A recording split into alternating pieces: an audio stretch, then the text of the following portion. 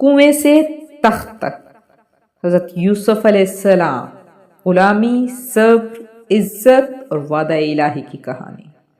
یہ کہانی ہے ایک ایسے نبی کی جسے کنویں میں پھینکا گیا، غلام بنا کر بیچا گیا، قید خانے میں ڈالا گیا اور پھر اسی سرزمین کا حکمران بنا دیا گیا۔ یہ ہے حضرت یوسف علیہ السلام کی داستان۔ یہ کوئی افسانہ نہیں، یہ قرآن کی سچی داستان ہے۔ کنعان کی سرزمین پر حضرت یعقوب علیہ السلام کے 12 بیٹے تھے۔ ان میں سے ایک تھے یوسف علیہ السلام۔ چہرے پر نور، دل میں حکمت اور زبان پر سچ، باپ کی آنکھوں کا نور مگر بھائیوں کی آنکھوں میں کھٹکنے والے۔ ایک رات حضرت یوسف علیہ السلام نے خواب دیکھا، 11 ستارے، سورج اور چاند ان کے سامنے جھک گئے ہیں۔ جب اس کا ذکر حضرت یعقوب علیہ السلام سے کیا تو آپ نے فرمایا، یہ خواب آپ کی عظیم مستقبل کی نشانی ہے۔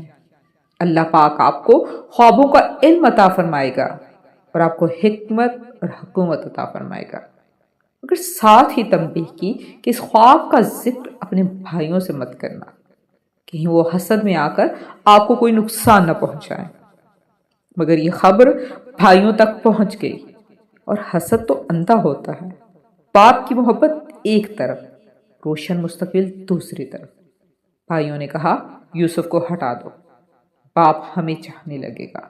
ایک دن حضرت یوسف علیہ السلام کے بھائی تفریح کے بہانے حضرت یوسف علیہ السلام کو بھیڑ بکریاں چرانے کے لیے اپنے ساتھ لے گئے اور ایک ویران کنویں میں پھینک دیا، اور پھر واپس آ کر جھوٹ بول دیا کہ حضرت یوسف علیہ السلام کو بھیڑیا کھا گیا ہے، اور ان کو ایک سرخ خون آلود کرتا ان کو دکھایا۔ اور دوسری طرف صحرا، خاموشی اور گہرا کنواں۔ حضرت یوسف علیہ السلام اس گہرے کنویں میں بیٹھے ہوئے تھے تو آسمان سے آواز آئی، غم نہ کرو، ایک دن تم ان سب کے سامنے عزت اور اقتدار کے ساتھ کھڑے ہوگے۔ ایک قافلہ وہاں سے گزرا، پانی کی تلاش میں کنویں تک آیا اور ایک حسین و جمیل بچہ پایا۔ کنویں سے نکالا اور اپنے ساتھ مصر لے گئے اور مصر میں غلام بنا کر بیچ ڈالا۔ ایک بڑا افسر، عزیز مصر، غلاموں کے بازار سے انہیں خریدا اور اپنے گھر لے آیا، اور یہی گھر آزمائش کا میدان بن گیا۔ حضرت یوسف علیہ السلام کا حسن ایسا تھا کہ آنکھ ٹھہر جائے، کردار ایسا کہ دل میں سما جائے۔ عزیز مصر کی بیوی آپ کے حسن پر دل ہار بیٹھی اور آپ کو اپنی طرف مائل کرنا چاہا، اور جب اس میں کامیاب نہ ہو سکی تو آپ پر الزام لگا کر زندان میں ڈلوا دیا۔ دروازے بند تھے مگر دل اللہ کے لیے کھلا تھا۔ وہ قید خانہ بھی آپ کے لیے درسگاہ بن گیا۔ آپ قیدیوں کو اللہ کی راہ میں بلاتے، ان کو درس و تدریس کرتے۔ اسی دوران 2 قیدیوں نے خواب دیکھا اور حضرت یوسف علیہ السلام کے سامنے اپنا خواب بیان کیا۔ آپ نے ان کو ان کی خوابوں کی تعبیر بتائی جو کہ سچ ثابت ہوئی۔ ان میں سے ایک رہا ہو کر دوبارہ بادشاہ کے محل پہ اپنی ڈیوٹی پہ تعینات ہو گیا۔ ایک دفعہ بادشاہ نے خواب دیکھا، بہت عجیب خواب، اور جب اس خواب کی تعبیر پوچھنی چاہی تو کوئی ایسا بندہ نہیں تھا جو اس کی تعبیر بتا پاتا۔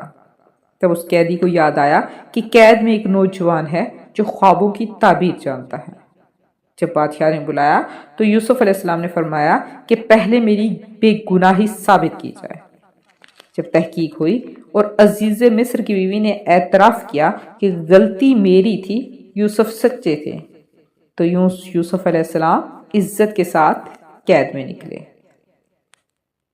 جب سچ سامنے آیا، الزام ٹوٹا اور قیدی بادشاہ کا وزیر بن گیا، اور پھر خواب کی تعبیر بیان ہوئی کہ 7 سال خوشحالی کے ہوں گے اور پھر 7 سال قحط کے، کیونکہ بادشاہ نے خواب میں دیکھا تھا کہ 7 موٹی تازی گائے ہوتی ہیں اور پھر 7 دبلی پتلی گائے آتی ہیں جو 7 موٹی تازی گائے کو کھا جاتی ہیں۔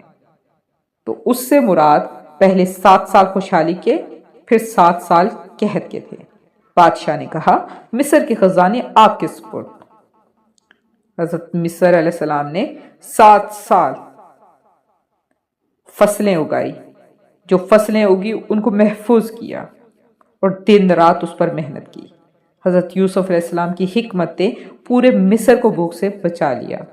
قحط میں ان کے بھائی اناج لینے آئے، انہوں نے حضرت یوسف علیہ السلام کو نہیں پہچانا، ان کے ساتھ محل میں آئے، آپ نے ان کی دعوت کی، اپنے بھائی بنیامین کو حقیقت بتا دی، مگر اپنے باقی بھائیوں سے اس کو خفیہ رکھا۔ جب دوسری بار ان کے بھائی فصل لینے کے لیے آئے تو ان کو بتا دیا کہ میں ہی یوسف ہوں، اور ان کو ان کی غلطی معاف کر دی۔